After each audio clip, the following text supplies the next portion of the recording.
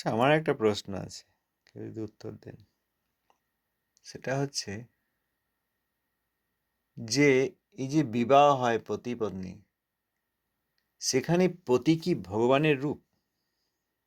স্বামী যিনি, তিনি কি ভগবানেরই রূপ? বলুন প্রভুজি। ধন্যবাদ প্রভু। ধন্যবাদ, প্রণাম।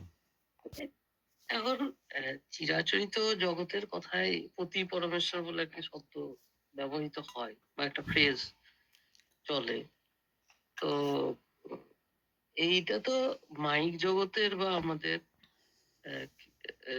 মানে তথাকথিত যদি বলি চার্বাক মতবাদ বা মায়াবাদীদের ভাষ্য মতো জিনিসটা দাঁড়াবে।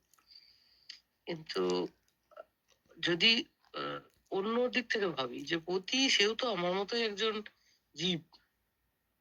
তো একটা জীব কি করে ভগবান হতে পারে? সে তো ভগবানের অংশ, মানে আর একটা জীবের মতোই চিৎকণা। তো দুইটি চিৎকণা, তারা দুজনেই ভগবানের একই রকম অংশ। এবং আহ আত্মার দিক থেকে তো স্ত্রী পুরুষগত কোনো ভেদ নেই। তো পতি শব্দটি শুধুমাত্র এই মাইক জগতের সাথে সম্পর্কিত। তো আমার মনে হয় এটা, মানে এটাতে ঠিক নয় আর কি, তাত্ত্বিক দিক থেকে। খুব ভালো বলেছেন।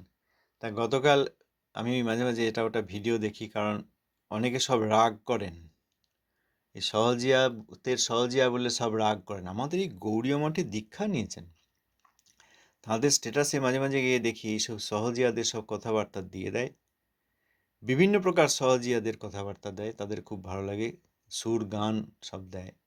তা গতকাল ওই জন্য হঠাৎ দেখি যাচ্ছে এরা কি বলে, দেখি মাঝে মাঝে দেখি, গতকাল দেখলাম যে একজন এসে কথাটা একটু কটু হয়ে যাবে, হ্যাঁ আপনারা আমাকে ক্ষমা করবেন, যা বলেছেন সেটাই আমি যেটুকু মনে আছে, মনে না থাকলেই ভালো, কিন্তু যেটুকু মনে আছে বলার চেষ্টা করছি। একজন সম্মানীয়া মহিলা এসে জিজ্ঞেস করেছেন যে আমার কোনো শারীরিক কাম ভাব আর নেই, কারণ 2 বছর হলো দীক্ষাদি নিয়েছেন তিনি, সেখানে শারীরিক কাম ভাব নেই, নিষ্কাম হয়ে গেছেন। তার স্বামীর এখনো সকাম অবস্থা। তা আমি একদম এটা পছন্দ করি না, এখন কি করব?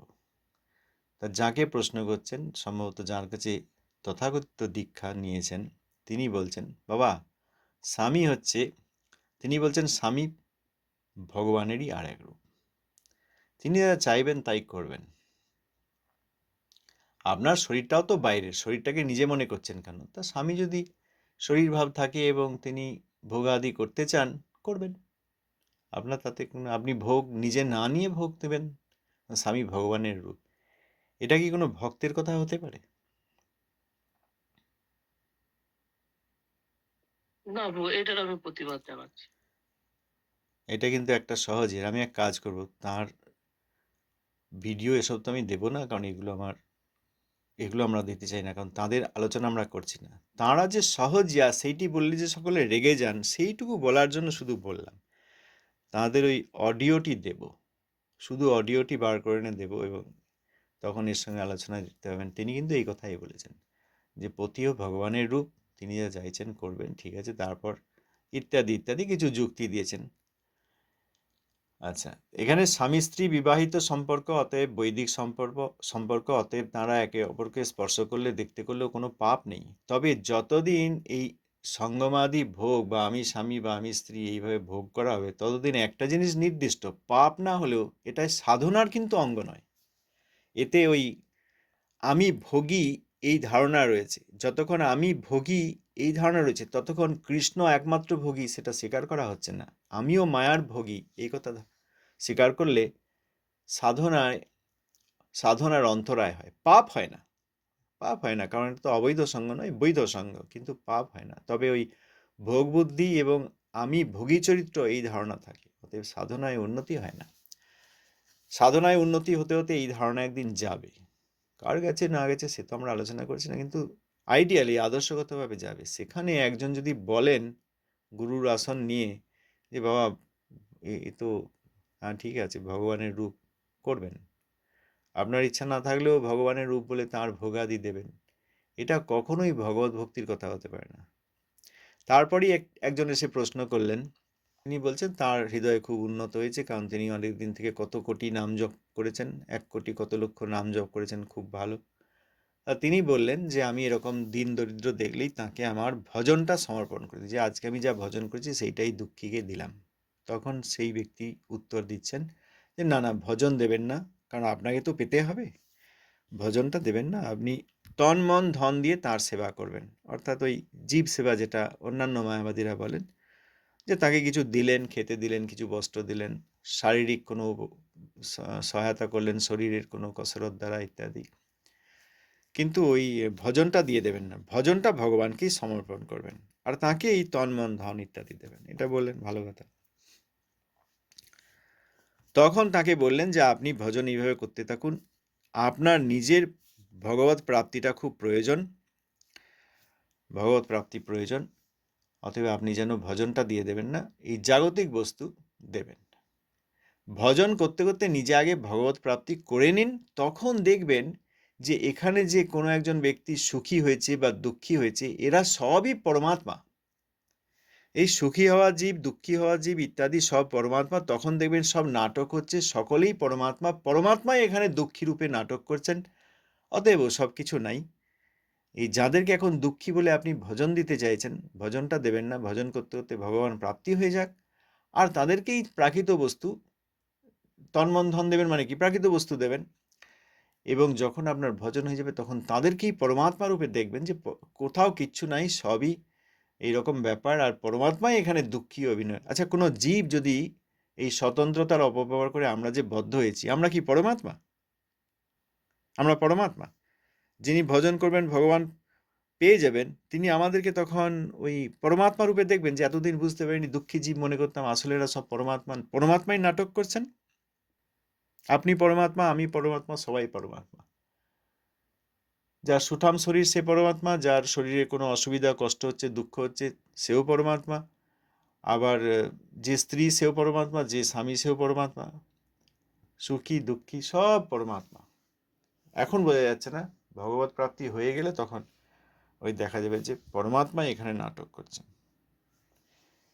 এটাকে কি বলা হয়?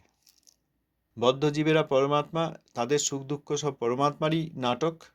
এটা কে বলেন? এইটাকেই মায়াবাদ বলা হয়। পথিকে প্রথমে তো ভগবানের রূপ বলে দিলেন, আর দ্বিতীয় ব্যক্তির, অন্য ব্যক্তির প্রশ্ন, সেখানে এই পরমাত্মা বলে দিলেন এবং বললেন তুমি যখন নিজের ভজনটা ভগবানকে সমর্পণ করতে থাকো, জগতের লোককে জগতের বস্তু দিয়ে উপকার করো, নিজে যখন ভগবত প্রাপ্ত হয়ে যাবে, নিজের যখন ভগবত প্রাপ্তি হয়ে যাবে, তখন তুমি সর্বং খলিদং ব্রহ্ম, অর্থাৎ সমগ্র জগৎকেই ব্রহ্মরূপে দেখবে। সর্বং খলিদং ব্রহ্ম, এই একটি পদ নিয়ে, বেদের একটি পদ নিয়ে কে যেন কোন মতবাদ প্রতিষ্ঠা করেছিলেন, সেটিকে কোন মতবাদ বলে? কে বলবেন? সর্বং খলিদং ব্রহ্ম, তত্ত্বমসি, অহং ব্রহ্মাস্মি। এরপর এটা তো আদি শঙ্করাচার্য উনি বলেছিলেন। কোন বাদ দিয়েছেন? ব্রহ্মবাদ, অদ্বৈতবাদ। মায়াবাদ। তাহলে মায়াবাদের কথা বলছেন না ইনি, যে তুমি ভগবানকে পেয়ে গেলে তখন দেখবে সর্বং খলিদং ব্রহ্ম, পরমাত্মাই দুঃখীর নাটক করছে। এরা কারা বলছে জানেন?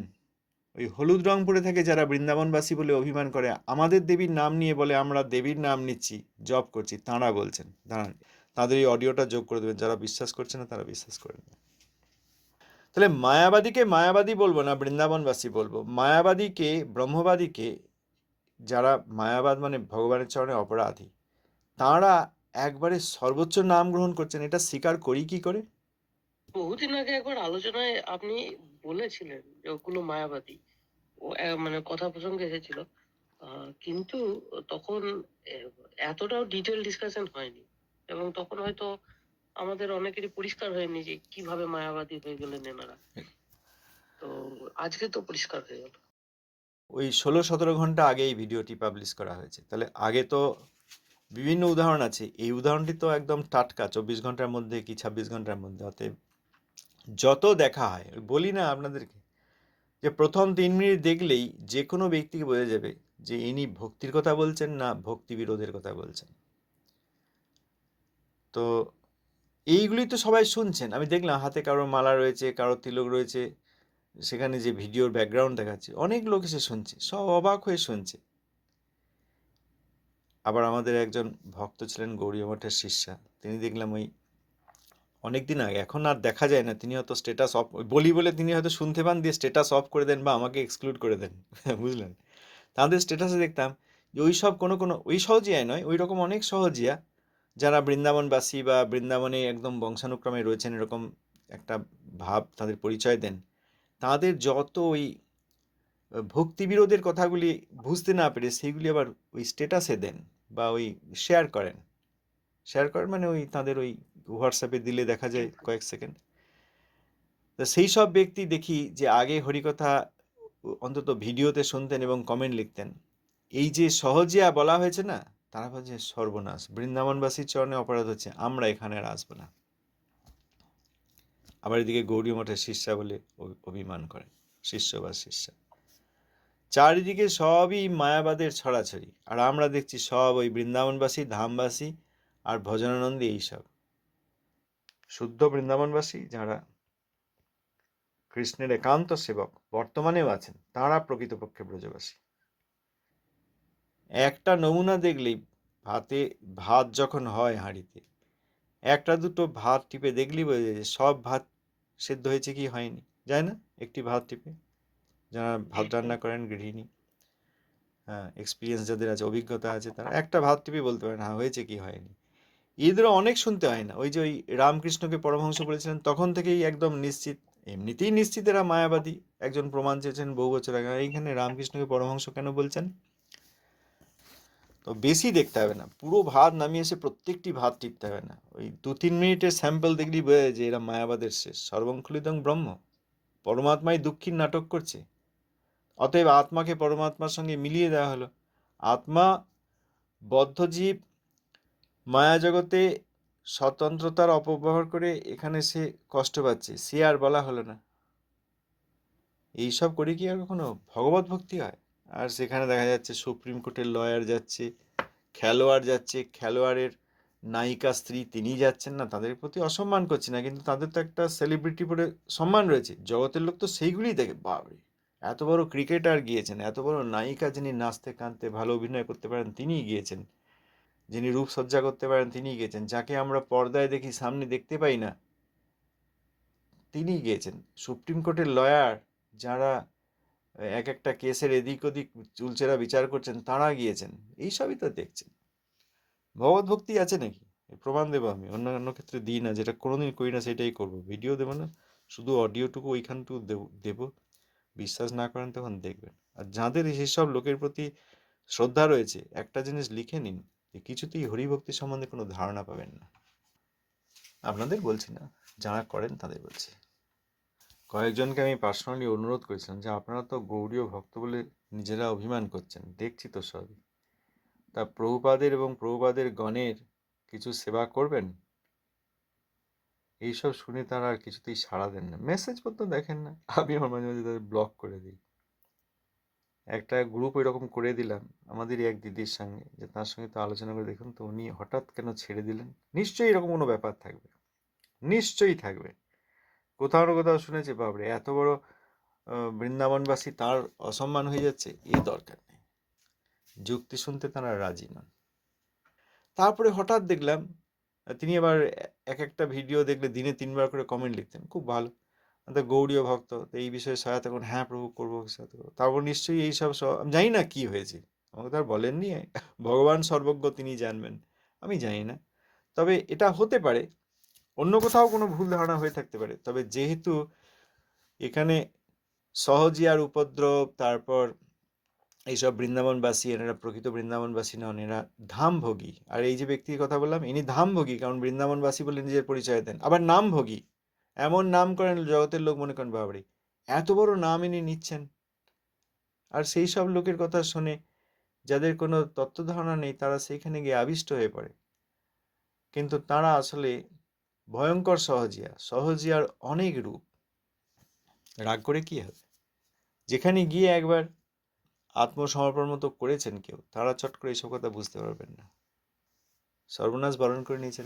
ধাম অপরাধী, নাম অপরাধী, ভগবত চরণে অপরাধী, মায়াবাদী, ব্রহ্মবাদী, পরমাত্মবাদী। পরমাত্মবাদীকে কুযোগী বলা হয়েছে।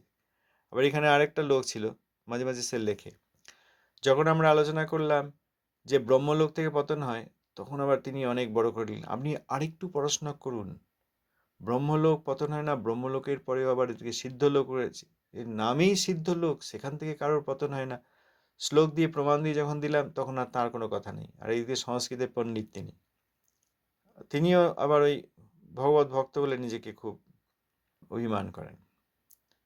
যখন প্রমাণ দেওয়া হলো শ্লোক দিয়ে এবং শ্লোকের অর্থ দিয়ে, তখন আর কিছু উত্তর দিতে পারেননি।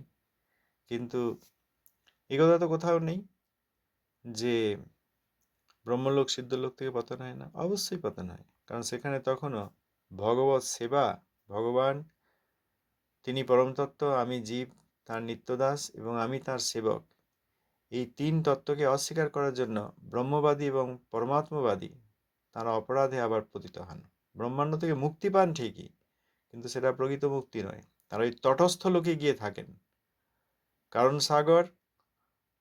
সাগর উপরে যে আলোক ব্রহ্মলোক, আর ওই যারা পরমাত্মযোগী সিদ্ধলোক। এই জন্য পরমাত্মযোগী যাদেরকে জগতের লোক হয়তো অনেক সম্মান করেন, পাওয়াই যায় না, খুব কম, তাদেরকেও কুযোগী বলেছেন ভক্তগণ। কুযোগী কারণ তারা পরমাত্মার সঙ্গে একত্ব হতে চান, পরমাত্মার সঙ্গে তারা একত্ব হতে চান, একত্ব বিধান। এখানে তো এই সহজিয়া তাই বললেন, দেখবেন সবই পরমাত্মাই দুঃখীর অভিনয় করছিল, ভারী সাহস। বৃন্দাবন ধামবাসী বলে আর রাধা নাম করি বলে অভিমান করছেন, ধামভোগী নামভোগী, আর মুখে পরমাত্মযোগী কুযোগী আর সর্বঙ্খলিদং ব্রহ্মবাদী মায়াবাদী, তাদের ভাষা। এত লোক ঠকাচ্ছেন। প্রত্যেক গৌড়ীয় ভক্তের এটা একটা দায়িত্ব, এইগুলিকে সকাল সন্ধে জগতের লোকের সামনে বুঝিয়ে দেওয়া যে এগুলি অপরাধ এবং মায়াবাদ, ব্রহ্মবাদ, পরমাত্মবাদ।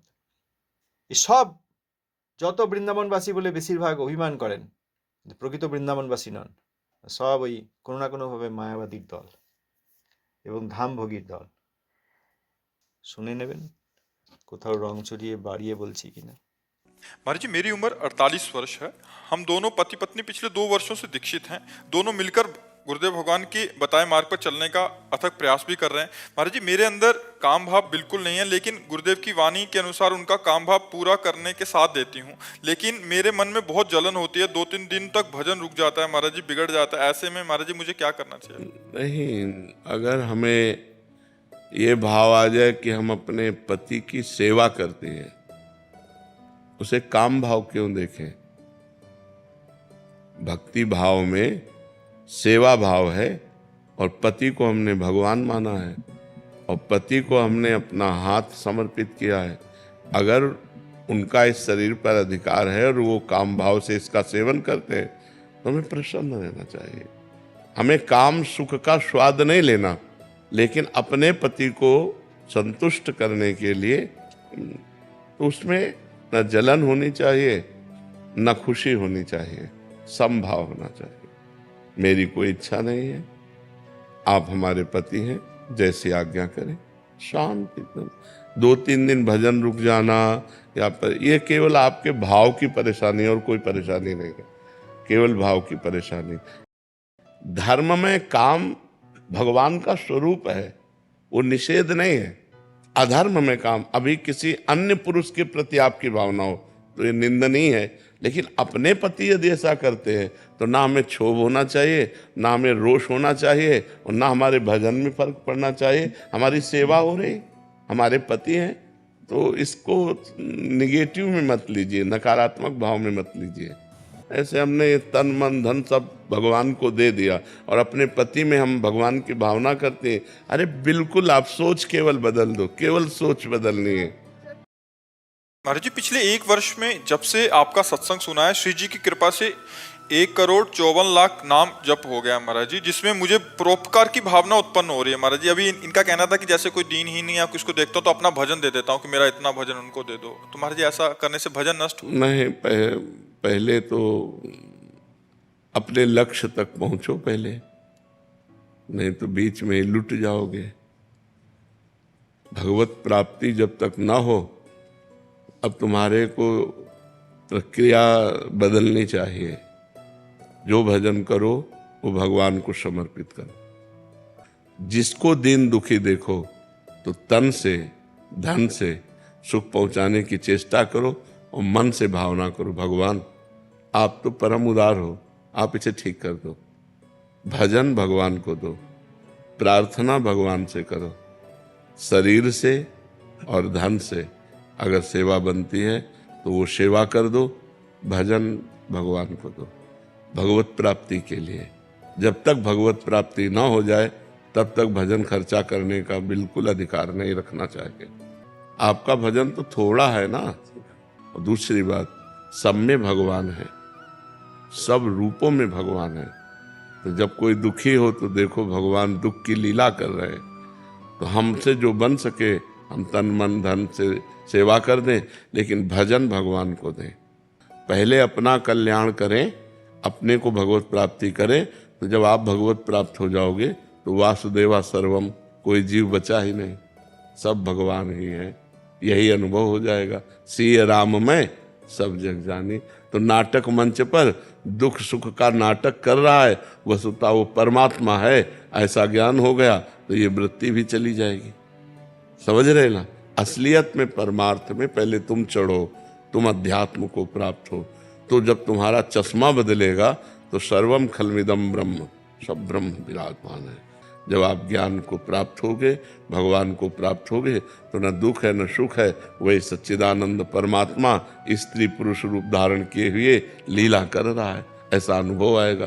तो अपने भजन को भगवान को समर्पित कर।